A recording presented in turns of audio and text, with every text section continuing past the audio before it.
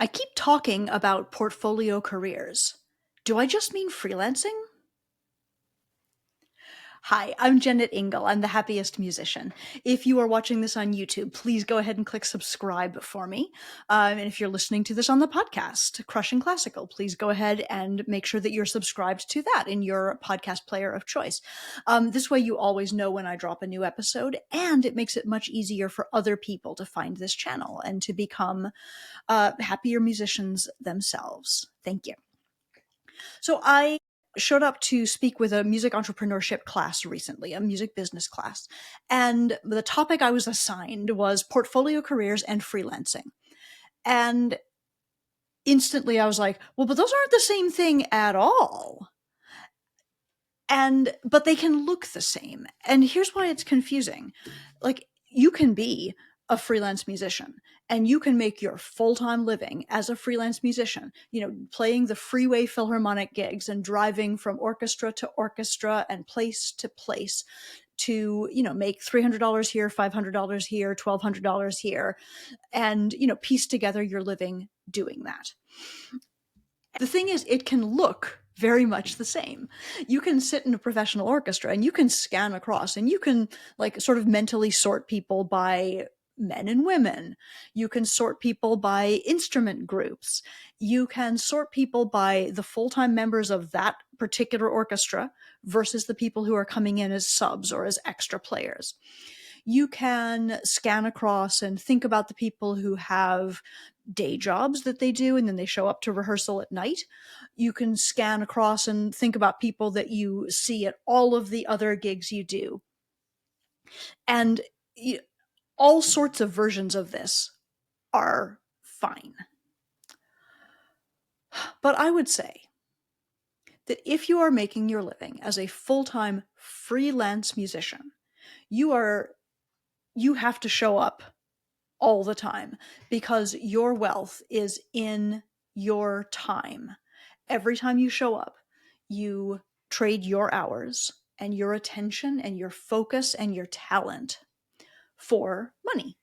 And there's no real career ladder within freelancing. Yes, you can get better gigs and you should be striving to get better gigs, but ultimately you can be getting the best gigs and still freelancing is inherently a little unpredictable and a little unstable because if you get sick, you can't play those gigs, you don't make the money.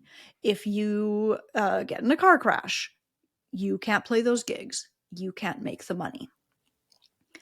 If a global pandemic shuts down the entire world all of a sudden, you can't play those gigs, you can't make that money. And what is available for you in terms of negotiating is basically a yes or a no on every gig that you are offered. Some of those musicians in that orchestra, though, in addition to being contract players, in addition to being freelancers who are showing up, might also be working on a portfolio career.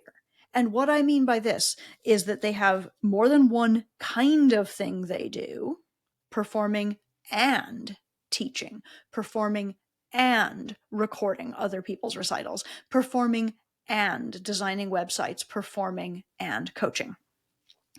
And some of the other things that they do are within their control to raise their prices, to take on more or fewer clients, to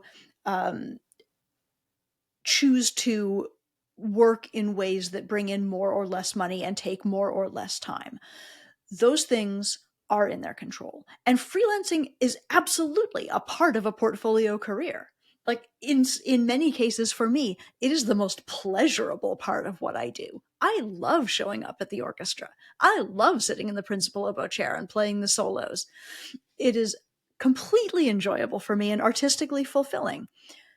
It's probably the least money hour for hour of anything else that I do. But it is a part of my portfolio career, which I have in there intentionally to give me the glow of getting to perform with 60 other people, to give me the artistic fulfillment and the performance opportunities that I love and I need and I crave, I get to show up fully in these gigs as a freelancer or as a contract player. I have contracts with orchestras, and also I show up as a sub or an extra in other groups. And regardless of what status I'm showing up with, I'm going to give all of the best that I have right then. I'm going to bring my energy, my experience, my understanding of music, my attention, and do a great job because it is fun to do so. But in the back of my mind, as I am doing that, I am aware that I don't need this. I like it. I enjoy it. I want to keep doing it. But my income and my family's income does not rest on me showing up for this job on this Tuesday night.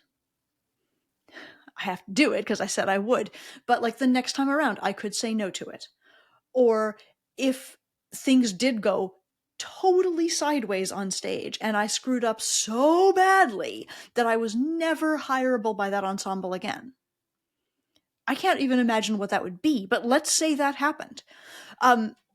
That's recoverable because there are other parts of my career that bring in the money that also provide their own versions of artistic fulfillment.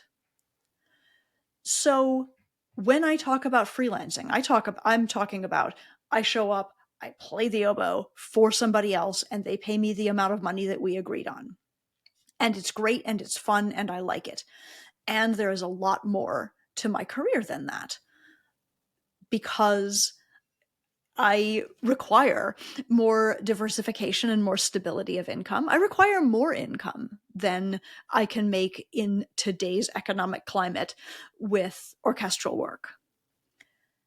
And I want the freedom and flexibility to be able to manage my day-to-day time as I want, and to be able to say no to gigs when I want. Sometimes I turn them down because I am not interested in the repertoire. Sometimes I turn them down because the commute is too far. Sometimes I turn them down because they overlap with something else that I am more excited about or that I committed to previously. But I don't have to feel bad about any of that. The ownership of my overall portfolio is mine.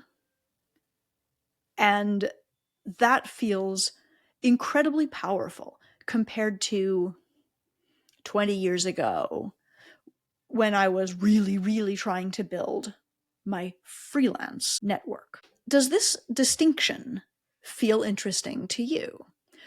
Does this distinction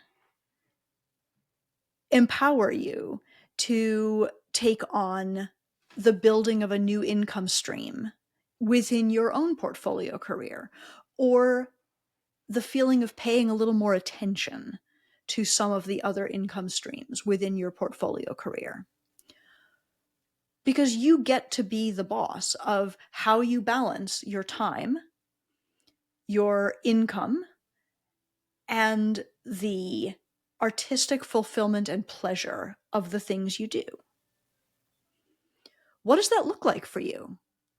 And how in control do you feel? If this feels interesting, or if it would be helpful to you to get on a call and untangle your ideas a little bit, I would be happy to do that. There are links on my website to book a free discovery call.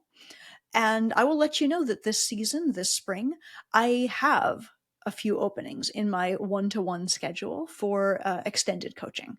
So if that is something that would be interesting to you in creating and balancing and running your own portfolio career, reach out. I would be delighted to speak with you. Please leave a comment under this YouTube video or leave a review for the podcast in your podcast app. Let me know what you think about this episode. Let me know what you are thinking about your own portfolio career. And thank you so much for listening. Have a great day.